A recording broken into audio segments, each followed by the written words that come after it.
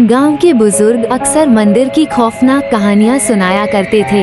उनका कहना था कि वहां किसी पुरानी आत्मा का वास है, जो उन लोगों की आत्मा को अपने कब्जे में ले लेती है जो उसके इलाके में घुसते हैं। इस चेतावनी के बावजूद राकेश, मोहन, संजय और विशाल ने मंदिर के रहस्य का पर्दाफाश करने का फैसला किया।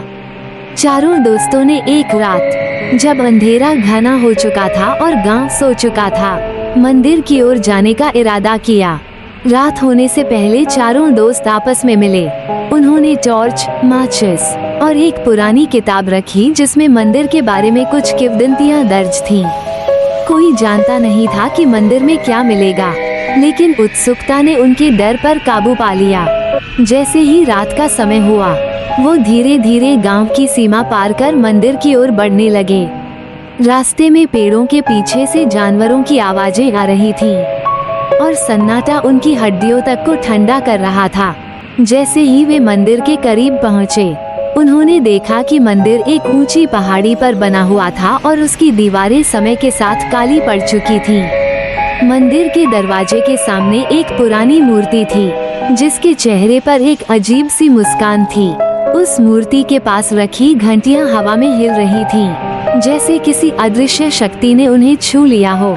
मंदिर की चौखट पर कदम रखते ही चारों दोस्तों को ठंडी हवा का एक झोंका महसूस हुआ। राकेश ने गौर किया कि मंदिर के आसपास की जमीन पर कुछ रहस्यमयी चिन्ह बने हुए थे, जैसे किसी ने वहां पर कोई अनुष्ठान किया हो। विशाल ने जब उन चिन्हों को छूने की कोशिश की, तो उसे एक अजीब सी सिरहन महसूस हुई। अंदर का दृश्य और भी खौफनाक था। अंधेरे में मंदिर की दीवारों पर बड़े बड़े चित्र थे, जिनमें पुरानी कथाओं के दृश्य दर्शाए गए थे। वहां देवी देवताओं के कुछ भयावह चित्र थे, जिनमें वे किसी राक्षस को परास्त कर रहे थे। उनकी आंखें, जो कई वर्षों से अंधेरे में छिपी थीं, अचानक टॉर्च की रोशनी में चमकने लगीं। ऐसा लगा मानो वो चारों दोस्तों को देख रही हों। जैसे ही चारों अंदर बढ़े, उन्हें अपने पीछे किसी के चलने की आहट सुनाई दी। मोहन ने मुड़कर देखा, लेकिन वहाँ कोई नहीं था। उसने इसे नजरअंदाज करने की कोशिश की, लेकिन तभी उन्होंने देखा कि दरवाजे के पास खड़ी मूर्ति की आंखें लाल हो गई थीं, जैसे किसी ने उसमें जान डाल दी हो। तुम लोगों ने कुछ अजीब देखा? राकेश ने कांपती आवाज में पूछा, और बाकी तीनों ने हाँ में सिर हिला दिया।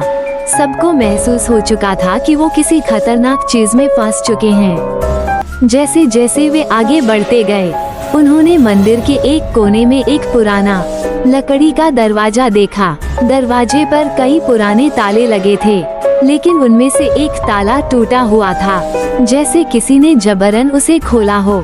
दरवाजे के पास खून के निशान थे, जो आगे के रहस्य को और भी भयावह बना रहे थे।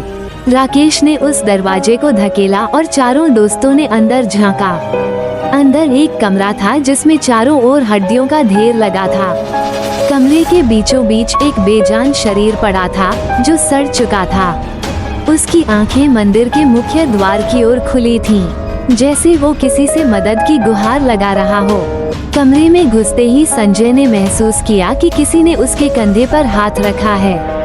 उसने पलटकर देखा, लेकिन वहाँ कोई नहीं था। तभी कमरे में एक भयानक चीख गूंजी और सबके रोंगटे खड़े हो गए। लगा जैसे वो चीख उस लाश से आ रही थी। चारों दोस्त बुरी तरह डर चुके थे, लेकिन डर के बावजूद वे कमरे में और अंदर चले गए। हर कदम पर लगता कि जैसे कोई उनकी परछाई की तरह उनके साथ चल रहा है। जैसे ही उन्होंने आगे कदम बढ़ाया, कमरे में रखी एक पुरानी दीवार पर कुछ अजीब निशान उभर आए। ये निशान किसी गुप्त भाषा में थे, जिसे पढ़ पाना मुश्किल था। तभी एक ठंडी हवा का झोंका कमरे के अंदर आया और दीवार पर बनी छायाएं अजीब अजीब आकार लेने लगीं। उनमें से एक छाया अचानक इतनी बढ़ गई कि ऐसा लगा जैसे वो चारों को निगलने के लिए बढ़ रही हो। मोहन का शरीर कांप उठा। उसने अपने दोस्तों की ओर देखा और फुसफुसाते हुए बोला, हमें यहाँ से तुरंत निकलना चाहिए, ये जगह ठीक नहीं है। लेकिन विशाल ने हिम्मत दिखाई और बोला, इतनी जल्दी डरने का कोई फायदा नहीं।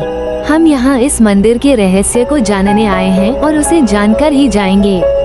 जैसे ही उसने ये कहा, दीवार पर बने निशान एक हल्की लाल चमक में बदल गए, जैसे किसी ने खून से उन पर लिखा हो। कमरे में कदम रखते ही चारों को घुटन का एहसास होने लगा। ऐसा लगा कि हवा में कोई विषैली ऊर्जा घुली हो। तभी कमरे के कोने में रखी एक पुरानी घंटी अचानक अपने आप बजने लगी। उसकी आवाज इतनी तेज और भयानक थी कि उनके कानों में गूंजने लगी। अचानक से टॉर्च की बैटरी खत्म होने लगी और कमरा लगभग पूरी तरह अंधेरे में डूब गया। केवल घने काले सन्नाटे में वो चारों एक दूसरे को बमुश्किल देख पा रहे थे।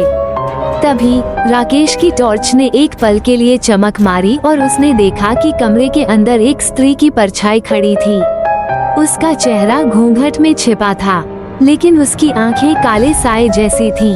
राकेश ने चीखकर अपने दोस्तों को सतर्क किया, लेकिन जैसे ही उन्होंने उधर देखा, वो परछाई गायब हो चुकी थी। तुमने भी देखा ना?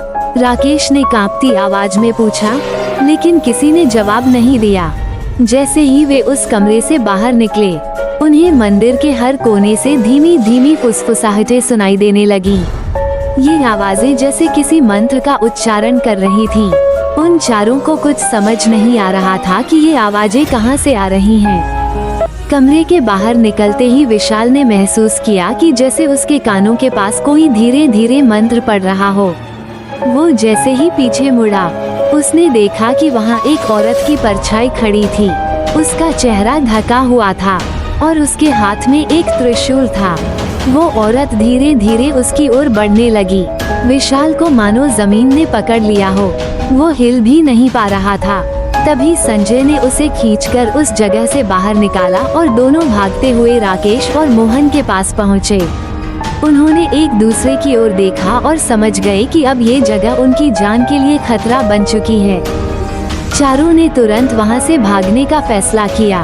वे तेजी से मंदिर के मुख्य द्वार की ओर भागे, लेकिन जैसे ही वे बाहर जाने लगे, मंदिर का दरवाजा अपने आप बंद हो गया। दरवाजे के पास पहुंचते ही एक अजीब सी आवाज गूंजने लगी, जैसे किसी ने भयानक हंसी से उनका मजाक उड़ाया हो। तभी दीवारों से लाल रंग की लकीरें बहने लगी, जैसे खून रिस रहा हो। चारों दोस्त एक दूसरे को देखते ही समझ गए कि वे इस मंदिर के चंगुल में फंस चुके हैं। सभी ने दरवाजा जोर से खींचने की कोशिश की, लेकिन दरवाजा बिल्कुल हिला भी नहीं।